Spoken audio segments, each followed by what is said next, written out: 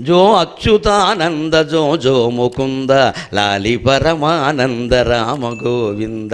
అసలు జో అన్నది ఎంత గొప్ప మాట అంటే, జూ జూ జూ అని నాలుగు మించులా రెపరెపలాడుతూ వస్తుంటేనండి వాడికి నిద్ర వస్తుందండి. జో అనే అక్షరంలో ఉంది. అందుకే తెలుగు సాహిత్యంలో జోలపాటలన్నీ జోతోనే ఉన్నాయి.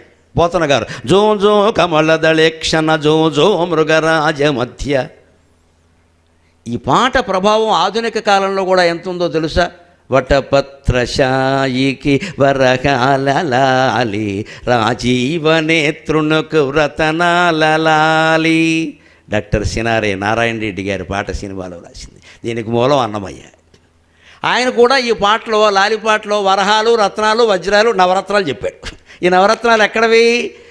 ముద్దుగారేయే సోద ముంగిటి ముత్తేమో వీడు తిద్దరాని మహిమల దేవకీ సూతుడు. అత్యాధునిక కాలంలో కూడా అన్నమయ్య రచన ప్రభావం అలా ఉందండి నారాయణ రెడ్డి గారి మీద, నా మీద కూడా.